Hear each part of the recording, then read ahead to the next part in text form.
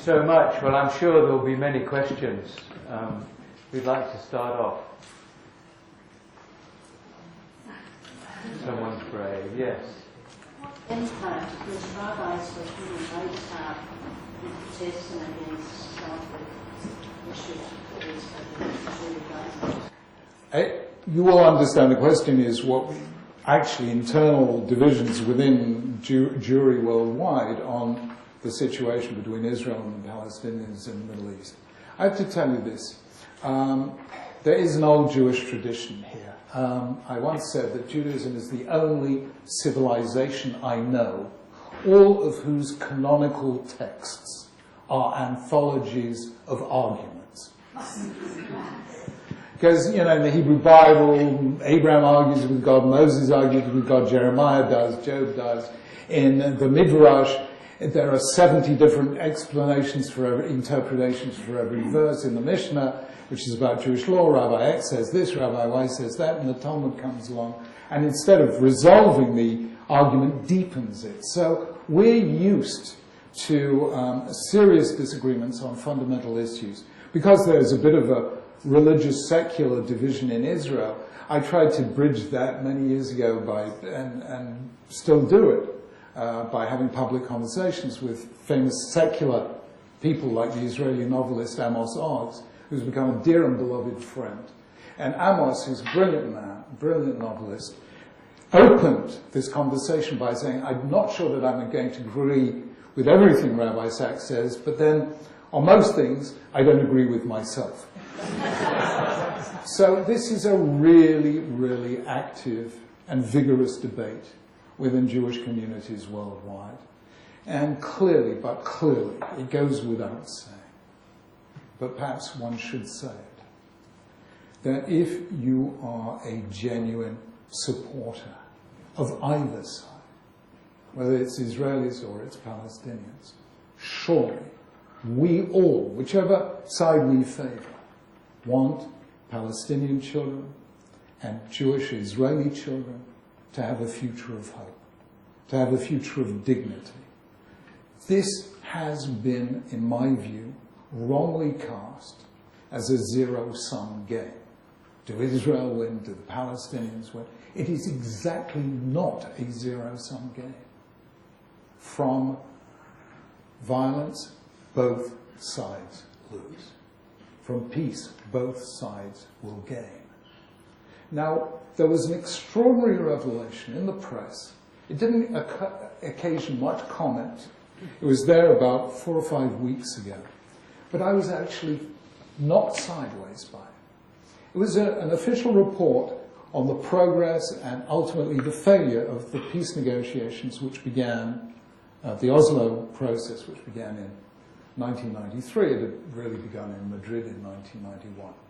And this report pointed out that every single aspect of the conflict had been subject to negotiation and discussion, except one. What was the one element in the entire situation that was not explored at all? The religious dimension. Can you imagine this? Now, as you know, when Tony Blair was Prime Minister, his press officer, Alistair Campbell, would not let him discuss religion. When anyone asked him about his faith, Alistair would intervene and say, we don't do God. When Tony Blair was no longer Prime Minister, I phoned him up. I did the first interview with Tony Blair for BBC television after he was no longer Prime Minister. And I said to him, you're no longer Prime Minister, you can do God. And he did. It was very interesting. I mean, it was quite a significant interview. But British television is very sensitive that if, God forbid, religion is shown on primetime television, it might corrupt the minds of the young. So they didn't actually show it until 11 o'clock at night.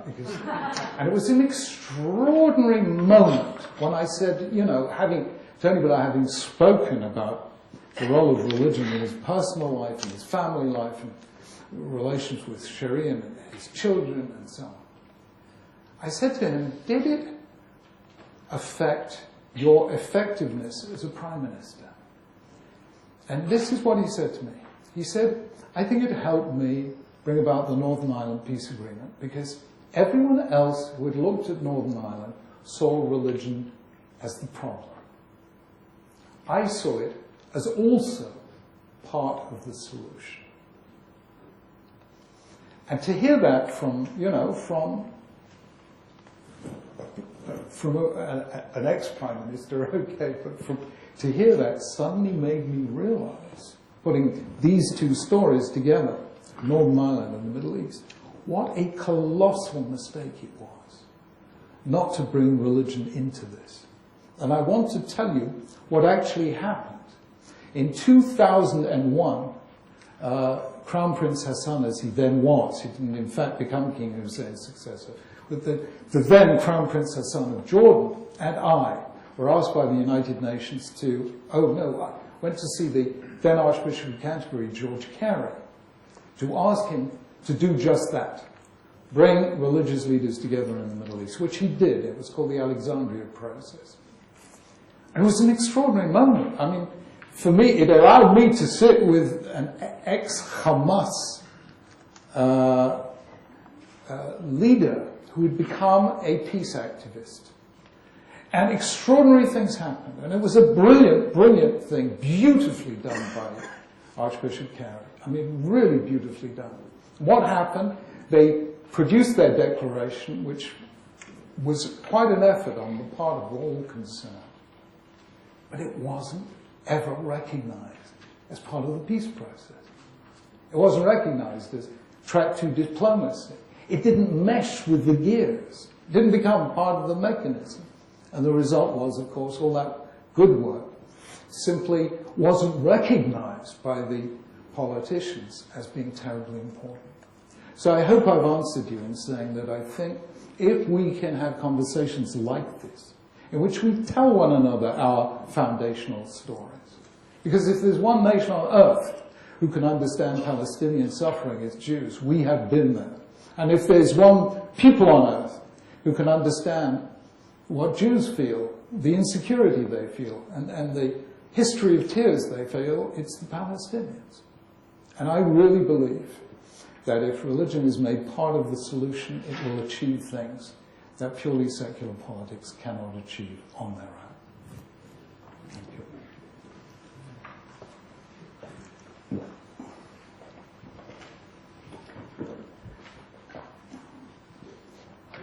Little puzzled by your great emphasis on sibling rivalry. Obviously it exists, obviously it can lead to violence, but it seems there's lots of other sorts of violence.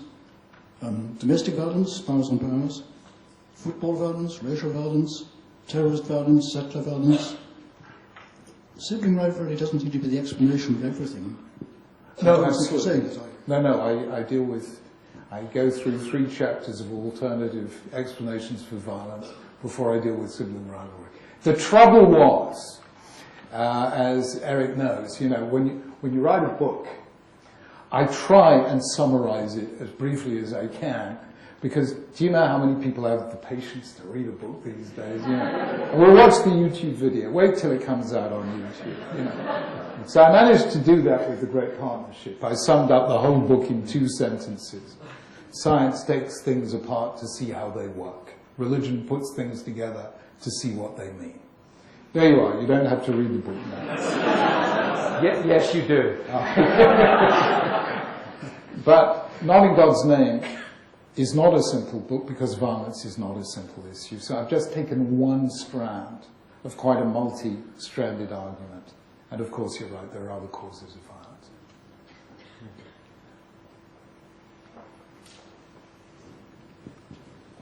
Does a monotheistic God have to be a jealous God?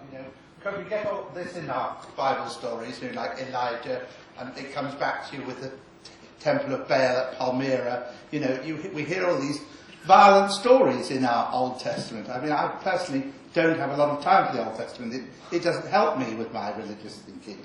That is fair enough, and I just want to read with you 1 Kings 19, okay? Elijah has done his zealous bit. and it is a pretty bloody bit. 400 prophets of Baal who do not live to tell the tale. He then finds that a warrant is out for his life, various stuff happens, and then he finds himself on Mount Horeb, which is another name for Mount Sinai. God says to him, "What are you doing here, Elijah?" Elijah says, "I have been very jealous for the Lord." The text then says, "And there was a mighty whirlwind shattering rocks, but God was not in the wind.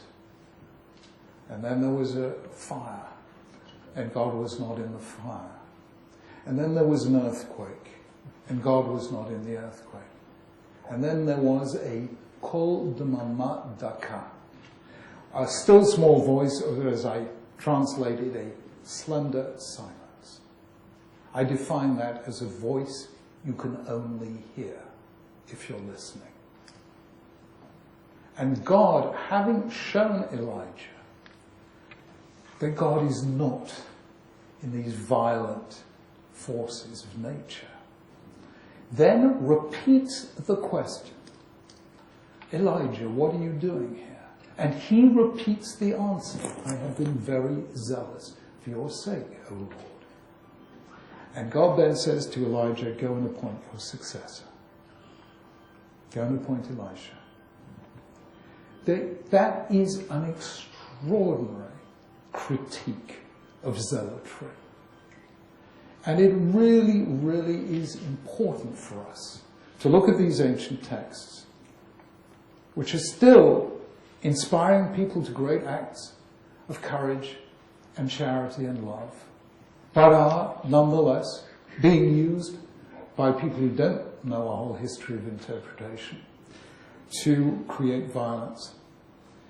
And we have to be vigilant in interpreting those texts for our age. This is a text which is as hostile to violence as they get. It is saying that zealotry has no place within Judaism. Full stop. Now, do all Jews know that? No, because we have our zealots. Thank you very much. So, we can't pretend that these texts are not hard texts. They're very hard texts. But the message of them is incredibly powerful. And it is exactly not the message that is being taken from those texts by people today. And that's why I have to do this. I have to do this mind-clearing operation. And I think we all do, those of us who stand for particular faiths.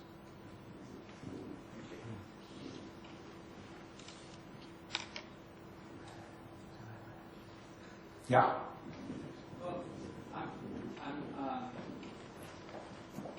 wondering about I guess my question is about the nature of chosenness. Yeah. Within Jewish theology, and your reading of that, I mean, it seems to fly in the face of this idea of sibling rivalry. It seems to kind of affirm a quest for attention, right, and for God's favoritism. Yeah. Can we relinquish that chosenness and make room for our siblings? As you know, there were times when Jews, radical Jews, cried, "God, do us a favor, choose somebody else." Clearly, I've wrestled with this. And I've taken it very seriously indeed. And you will find what I did with it in a book of mine, which is called in England, Radical Then, Radical Now. It's called in America, A Letter in the Scroll. It came out in Hebrew as Radikalit Achshav, which my beloved brother who lives in Jerusalem, with whom there is no sibling rivalry whatsoever. So, Jonathan, you know how they've translated your book into Hebrew? They've translated it as ridiculous then, ridiculous now.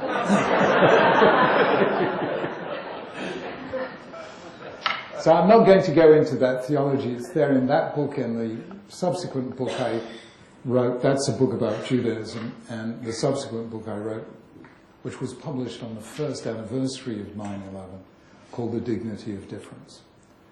But I will summarize it in these words, that Judaism came into existence as a protest against empires, that the first empire is satirized in the Bible as the Tower of Babel, that the scene at the beginning of the Tower of Babel, and all the land was of one language and a shared vocabulary, which we take as a kind of serene thing. Originally everyone spoke the same language, ignores the fact that before you get to Genesis 11, you have Genesis 10. And if you read Genesis 10 already describes the humanity as divided into 70 different languages. So the uniform language of the Tower of Babel is not a serene utopian thing, it's an imposed thing, and we now know from the inscriptions of Ashurbanipal II and Sargon II, both of whom have left us documents saying, I conquered the surrounding lands and imposed my language on them. And we just haven't read this carefully enough. And God reaffirms the fact that he wants us to speak different languages. That was the whole purpose of the thing in the beginning of Genesis 10. And imperialism, like religious fundamentalism, I define as the attempt to impose a single truth on a plural world. Now, that is my reading of Judaism. You then get Genesis 12. God's first words to Abraham: leave your land, your birthplace, and your father's house, and go to a land which I will show you. And Abraham, in other words, God having made a covenant with all humankind after the flood through Noah, then says to Abraham, go and be different. Go and say goodbye to all the things that make us conform. What make us conform? Our birthplace, our neighbours, our father's house. Those are the things that make us conform and be like everyone else. I want you, Abraham, to go and be different. Why? To show all humankind the dignity of difference. Because I believe that we need both. We need God to make a covenant with me through my faith, but with all humanity through the fact that we're in God's image. And we have to recognize that the other is also in God's image. Somebody who is not in my image, whose language, faith, traditions are different from mine, is nonetheless in God's image. It is that dual structure that I see as the single message of the Bible. It's not saying, only you have I chosen. After all, Amos says, I took the Philistines from here and they use it from Kaftor, etc., etc. Malachi says, my name is great among the nations, only you desecrate it. Isaiah chapter 19 says, the time will come when I will choose Egypt and Assyria alongside Israel. All of these texts are telling us that there is a wider vision here. Now, I sat down actually with the student leadership of NUS over 2 years before I ever put this down in writing in a book. I wanted to see, did this make sense to a Christian, to a Muslim, to a Sikh, to a Hindu, to an agnostic? Did this make sense to them? And it did. And I saw them leave the room, walking a little taller than they'd entered it, and I could read the words in the think bubble above their head. And it said, well, we always knew we were different, but we always thought that was a bad thing, and here the chief rabbi is telling us it's a good thing. I actually think this is a very important message. I see it as core to Genesis' message to the world. I'm not asking anyone to be Jewish. I'm not asking anyone to be religious. If we can come at it other ways, that's fine by me. But I am saying that we need to look very deeply and very carefully about our theologies, because all of a sudden the world has become a much more dangerous place. So I do think that we're going to have to rethink those theologies. Is this the way these texts have been read before? No. Is this the way chosenness was seen before? No.